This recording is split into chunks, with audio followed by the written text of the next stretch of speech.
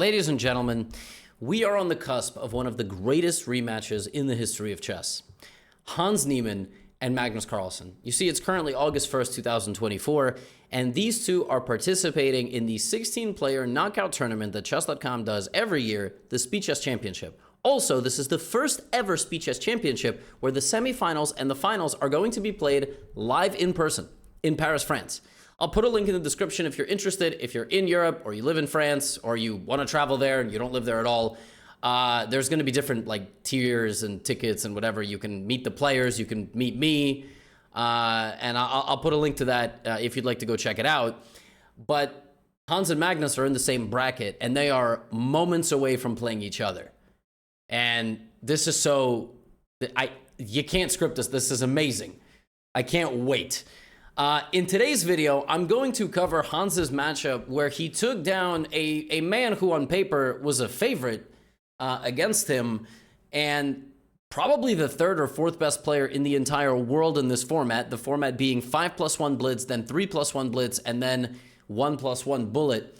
I'm going to cover a bunch of different games. I'm going to show you Hans winning. I'm going to show you Maxime winning. It was a crazy, crazy tense match.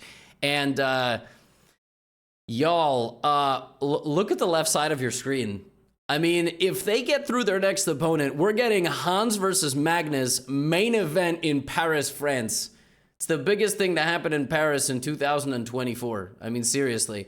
Here we go. Here is Hans versus Lion Beast, known as Maxime Vachier-Lagrave. In their first game, we had a Spanish. Hans was playing e4, e5 quite a bit in this match.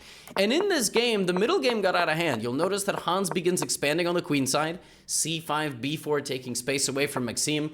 Maxime played bishop d2, and then allowed Hans to actually walk into the position and totally lock down that side of the board. You got to really tread a fine line here. Sometimes these pawns can be weaknesses when you expand them like this. But sometimes they can be assets as well. Maxime proceeds to try to create counterplay on the other side of the board, clearly not particularly happy with his position. Hans just brings his rooks to the center. He doesn't really touch too much. We have takes. Yeah, but suddenly you're just kind of realizing White is never going to activate his pieces. The only way to do that is to potentially take, go back, and then push the pawn. Meanwhile, we have bishop to g4. What a move. What a move. You'll notice that the queen for White cannot simultaneously defend everything. So after knight takes, if you take the knight, rook takes bishop. But if you don't take the knight, like let's say you play bishop f4, black goes here. You're never getting these pieces out, ever. Look, take, let's say you try to play g3. Guess what? Black could even maybe play g5. Might be completely not necessary, but you're just never, ever, ever moving, ever. It's just never working. So a very nice idea by Hans, and MVL does everything in his power to reopen up his bishop, but just because the bishop is open doesn't mean anything. It still can't really go anywhere. You can't play bishop e4 because you're going to lose all your pawns, and this game ends immediately with queen takes e5. What a move. You cannot capture because rook d1 is back rank mate. I'm threatening the queen. I'm threatening the rook. Absolute demolition job from the Moki. That's his middle name. It might be Moke, but I think it's Moki. As I like to call him, Hans Smoky Niemann.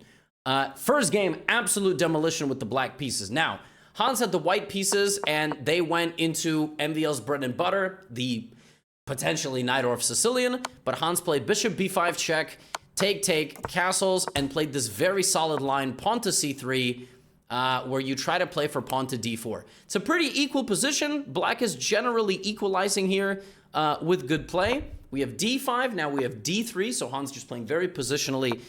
Knight to a3, and now we have a symmetrical structure like this, with black finishing up his development and allowing white to take his bishop so that he can just castle his king. We have take. This is the position. You can argue here that white has a microscopic advantage. Point is that black has an isolated pawn. It's called an IQP, isolated queen's pawn. Square in front of it can't really be pushed, so white can just very, confidently blockade the pawn, bring his queen out, bring his rook out, and have a very pleasant position. And I mean, you really can't complain here. I mean, it does not get much easier than this. You can play rook d1, etc. You can make some trades, and you can put some pressure. And that's what Hans does. He starts making kind of incremental improvements, but he can't really do much else.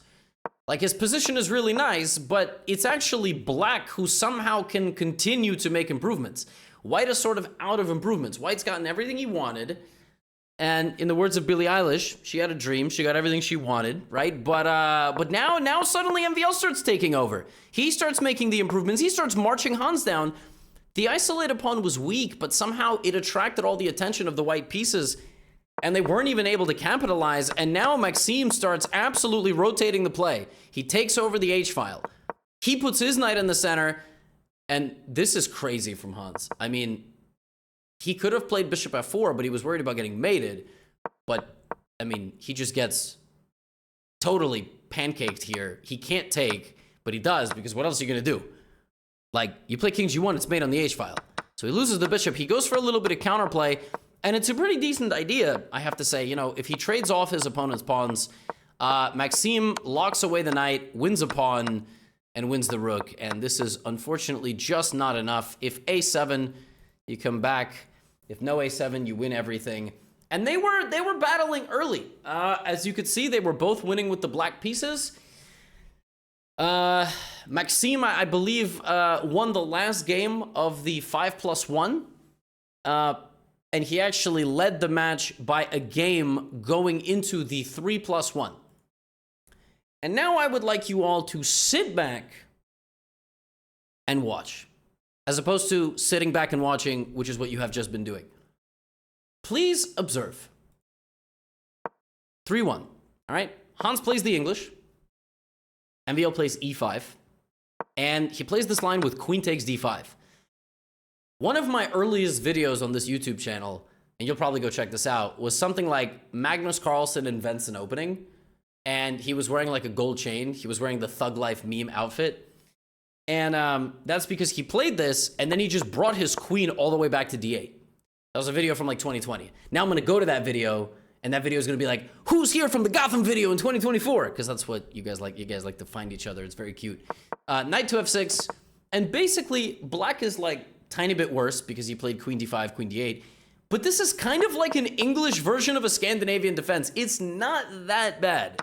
And black just develops completely normally. And, you know, it's actually shockingly difficult to prove an advantage here. Like, black's position is very decent. So now we have rook c1, and the only way to get an advantage is to try to go here, open up your bishop, play knight c4, knight e4. And I really like to see how grandmasters handle the English opening nowadays. Rook e1, bishop h3. He doesn't want a bishop trade, which is why he moved the rook, so he can put his bishop in the corner. Knight to c4, and knight to e4. Now his knights are dancing, and he takes with the pawn. This is very instructive. Controlling the center, opening up the queen, targeting the bishop. Now he plays knight takes d6 and has a slightly better position. So he's going to target that pawn on the d6 square with his rook. It's a very nice position for white, but it's still probably equal. White, I imagine, needs to open up another front of play. Okay, so he's slowly maneuvering. He doesn't really have a way forward. It's actually Maxime who tries to create some complications. And here comes Hans with the b pawn. Hans is trying to create a front of attack on the queen side. Here, the best move for black is f4. To create an attack on white's king, but he hesitates, and now Hans is able to take on f5 and play rook to c7. And how are you going to deal with this? I mean, how are you going to deal with the 7th rank being absolutely invaded and just attacked from all angles? The b7 pawn is now falling, and I got news for you. a7 may fall as well, and these pawns are just going to go. In the English opening, white is basically waiting for the position to open for the bishops, especially when you can get a 2-bishop advantage. So like I said, I really enjoy watching how good players handle these Englishes. So Hans got in on b7. I don't quite remember if he allowed any counterplay here, but I don't think he did. He just brought his bishop back. He pressured on the 7th rank. I told you that pawn was going to be weak. Bishop a2, queen a7, and that b pawn is just decisive. There it goes. And now there's nothing black can do. Everything black has to do now revolves around defending. Bishop d6 you cannot take because I take the queen. Now I take queen back to a3. I'm 2 squares away from queening. I defend my pawn. I defend my king. And in this position, I think MVL lost on time, but also he might have just resigned. Rook c7, b7, b8. I mean, it's just over. You're 2 pawns up. Black's got nothing. And Hans won. I told you to keep watching. Keep watching. In the very next game, Hans had the black pieces. He played the Berlin. He started playing the Berlin a lot. And I think he wanted to get some practice because he likes the Berlin. Hans does play the Berlin quite a bit. It's, you know, the meta, if you will, against the opponent playing the Spanish. And MVL does not shy away from this particular line, which is known as the Berlin endgame, because they traded queens and a minor piece, which means it's an endgame. That's why it's called the Berlin endgame, just in case you didn't know. And he played this line with knight to h4. Now, there are like a million different ways to play the Berlin endgame. You will never have to know about it. It's just like the meta. In every video game, there's different meta strategies. The Berlin is, it's an acquired taste. It's like the $700 wine at a restaurant. The first time I went to a restaurant fancy enough for a wine list that had like $500 wine, $1,000 wine, $4,000 wine was their most expensive, I looked at it and was like, I miss Trader Joe's $3 wine. You know what I mean? I am not sophisticated enough of a palate to understand all of these different nuances and how it, you know, it makes my tongue feel like Pop Rocks, or maybe that's just a wine allergy. You know, like, the same thing for you in the Berlin defense. There is no way I can explain the Berlin defense to you in a YouTube video for you to understand, and if you think you understand, you are lying to yourself. Does that make sense? You're lying to yourself. I'm lying to myself. I don't understand the Berlin defense, so let's just keep clicking moves. Black has the bishop pair, sacrifices the right to castle because actually in many positions the king is totally safe. I know a lot of you are probably like exploding with diarrhea looking at rook d1 check, but as the game, you know, goes up and up the rating ladder, nobody really cares about checks. You'll notice white doesn't even give a check. Now Maxime gets a totally winning position. Okay, he absolutely outplays Hans. He understands this particular Berlin setup a little bit better, but then he's not able to capitalize. Hans manages to take a little bit of space on the queen side. And even though Maxime does a lot of good stuff here and gets a clearly better position, it's clearly better because these pawns are bad. These pawns are, you know, not bad, but could potentially be liabilities in the long run. Maxime is just sort of unable to fully capitalize on his advantage here.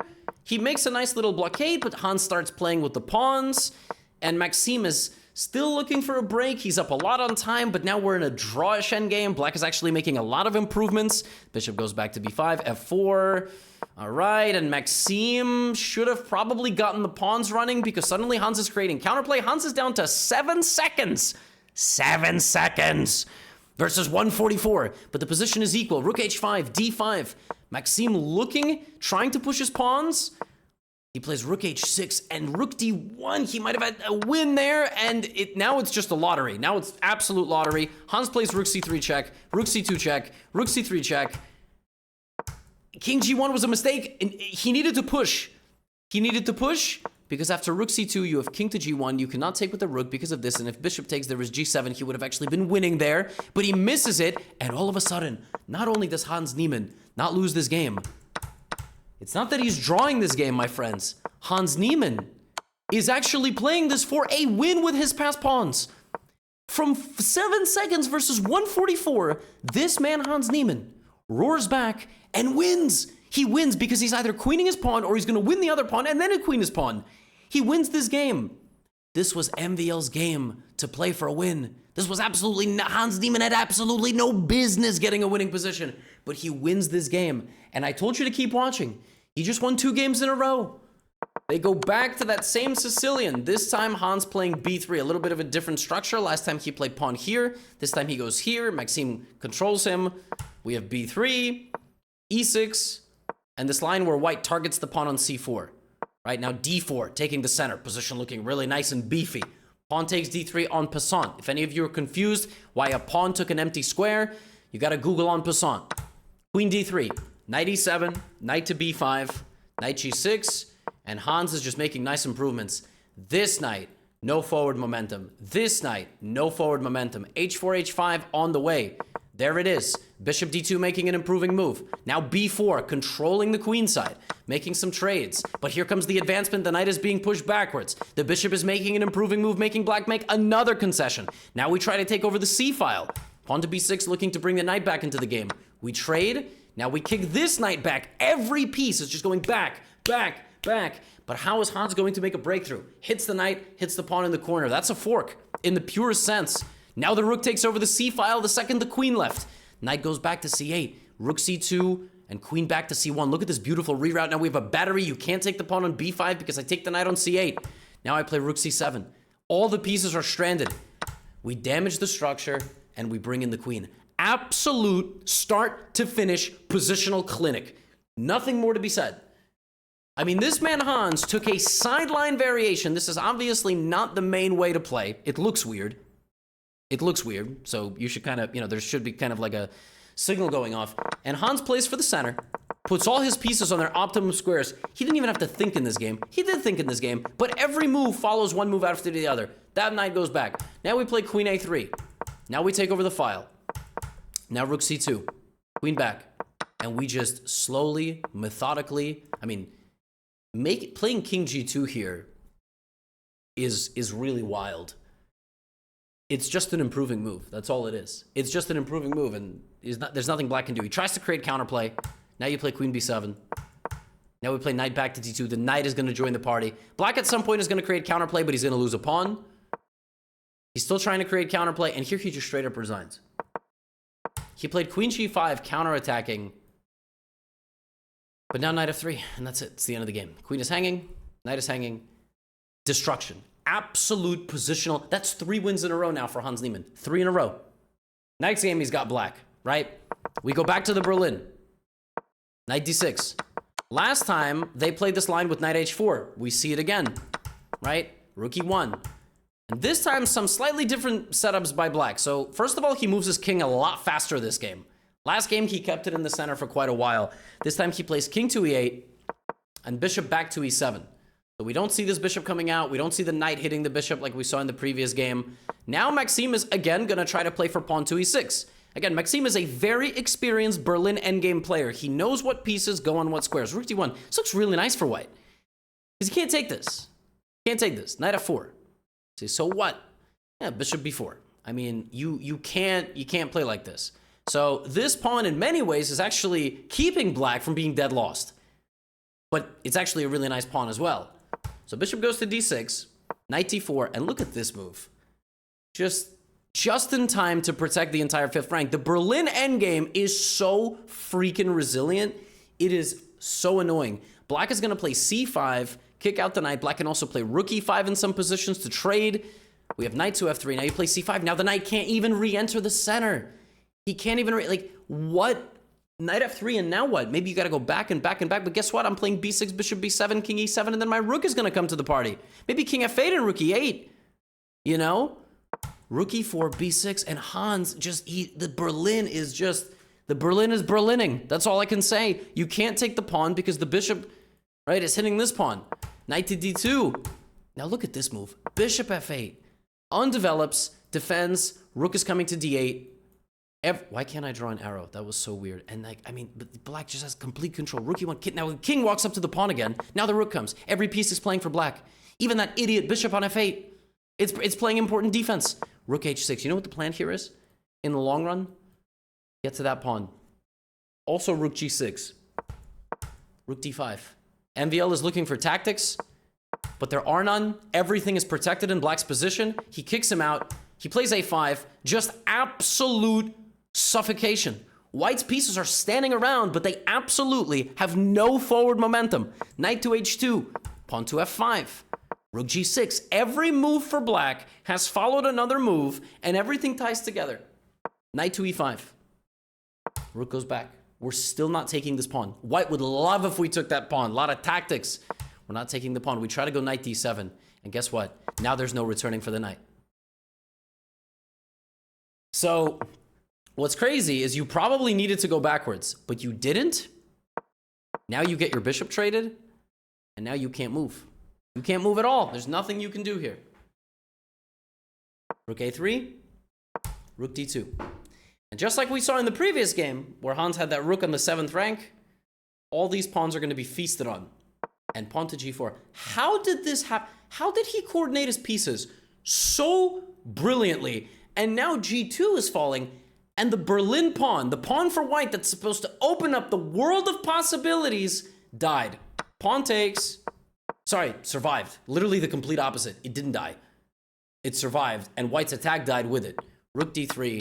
Hans opens up the king, oils up the king. Rook g3. That's it. He's going to win this pawn now. He's going to win this pawn. He's going to come back and win that pawn. That's another win in a row. That's another one. And guess what? He just won 4 games in a row.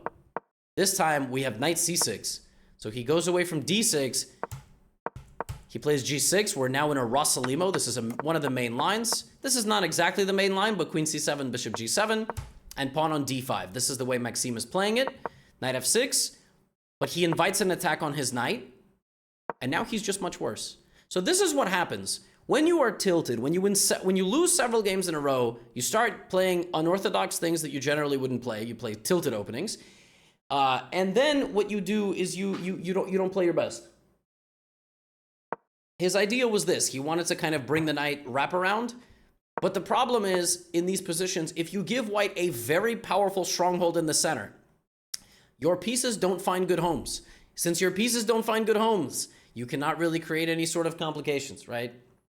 A5, c3. I mean, he's trying to take a little bit of space. The knight goes back to h6. And at some point, Hans is going to start attacking. There it is. So he used all of the advantages of the position to his benefit. And Maxime plays f6. Knight f3. Maxime plays g5. He's been given like a breath of fresh air. He's attacking. But d4 and an ill-advised move here from Maxime. A very natural-looking move, but it was ill-advised. g4. Maxime needed to pause here and go, I have 6 out of my 7 pieces standing on the back ranks. What I'm trying to play for here is pushing my opponent away, not letting him get to me. If my opponent comes at me, I immediately have kind of counters. But Maxime here on a tilt, 4-game losing streak, lashes out. And sometimes you lash out and it works. Sometimes you lash out and, yeah, bad things happen. Queen f4. And absolutely nobody can protect this knight, and nobody can protect this pawn. If you play knight h6 in this position, play knight to h4, I go knight to g6, nothing you can do. You are completely busted. Also knight f5. Just like as a bonus, even this, nobody can protect the king. So queen f4, pawn takes f3, queen f5. And in this position, Maxime Vachier-Lagrave resigned and lost 5 games in a row to Hans Niemann. But he made a comeback. He's a beast. One of the best bullet players in the world. And in the bullet, it was all Maxime. He was down 3 games going into the bullet. And obviously in bullet, classical openings don't really matter, but it is 1 + 1. So it's not exactly bullet. You'll notice they've made 10 moves. They've still got a minute. So these guys get into middle games with bonus time. It's really not that simple to just assume that, you know, oh, it's bullet, so you know, they're going to play really fast. And in bullet, anything can happen. So king h2, early on in this game, it was Hans Niemann dominant. He was dominant. He sacrificed material, and he was actually completely winning if he had played queen to h4. He was -4 in this game. But he messed up. And this allowed Maxime to trade off the queen. Good rhyme, by the way. Trade off the queen and have one of the weirdest imbalances I've ever seen in my life. 1, 2, 3, 4, 5, 6, 7 pawns versus 2. I've never seen a guy down 5 pawns and be equal. That's because he's up a bishop. It's a bishop for 5 pawns. Black is up 2 points of material, but I guess white just has a lot of activity. Oh, excuse me, I thought they took there, but b5. And, you know, it was Hans, again, playing with these pawns. We see him, he really likes pawn space advantages. The bishop goes to a3, the bishop goes to d1. Very, very tense game, but at the end of the day, black is a piece down. And the thing is, you are up 5 pawns. 2 of them can't move, 2 of them won't move. So you got 3 pawns. Are they going to move? Well, he starts trying to move them, but he loses 1 of them. So now he's only up 4 pawns. Still a bunch of them can't move. Now in comes the knight, in comes the rook, and yeah, I mean, the truth is white just has more pieces. So you can have a bunch of pawns, you can try to use a bunch of pawns, but if you start trading pieces, the pawns can't move. And in this game, we have a mad scramble. Maxime starts picking up pawns. Apparently that's the wrong thing to do because you're allowing counterplay, but here comes his king and bishop and other bishop. H5 is incorrect. Now he's down to his final pawn, and at some point he's probably going to start pushing it. But first, Another pawn falls for black. He's still up 2 of them because he was up 5 pawns. Knight f5 is a discovered check. He picks up the bishop, and he's simply up 2 pieces. It doesn't matter if you have 2 pawns or 5 pawns. 2 pieces are too much. The pawns have been stopped, and slowly, this man Maxime won every single pawn back, collected his debt, and he tied the match. The match is tied going into the final game. This was insane. Pawns, MVL, winner takes all. We have the classical Sicilian, not the actual line called classical, but the Maxime Sicilian, bishop b5, and this one battling from this position. 10 moves each played, a Sicilian defense, black playing kind of a dragon setup, e5 allowed. And Maxime should have played anti-e5. Clearly, everything in this position is trying to prepare the move e5. Last game, nerves. He should have went e5 himself, but he doesn't. And now, Hans Niemann is winning. He marches directly into the position. Black is going to get some serious damages here. And queen e6, knight g5, you absolutely cannot stop knight f7. There's nothing in black's position to stop knight f7. So he takes on d4 and he gives up the rook. So it's a pawn and a knight for a rook. But black obviously still has some good activity. He plays knight to g4, defending, but he loses this pawn. The craziest thing about this position is that here, it's not the check. It's not the check. In chess, there is a saying, the threat is more valuable than the execution. And it's knight f2. Point is, discover checks are threatened. If you take the knight for free, you actually lose to knight d1, disconnecting the rook from the defense of the other rook. King h1, queen f1 is made. There is a chance Maxime missed that. Right, there is a chance. Because the point is, if you take and give this check, and then come back, I sack the rook. You have to go here, I play rook f1, and I'm completely winning. So, instead of that, Maxime goes here, and this game gets really tense. Maxime defends his king with his life. Hans down to 21 seconds, knight e7, knight f5. Look at all these pieces for Maxime. The head is spinning. Hans is down to 17 seconds. The rook is on d4, but he's slowly, just poking. Bishop e3, he's trying to trade some pieces. And then right here, suddenly, Maxime is back in the game, maybe? He had some opportunities to create some sort of kingside attack, but he gets forked. He gets forked and he loses a pawn in front of his king. And here a miracle happens.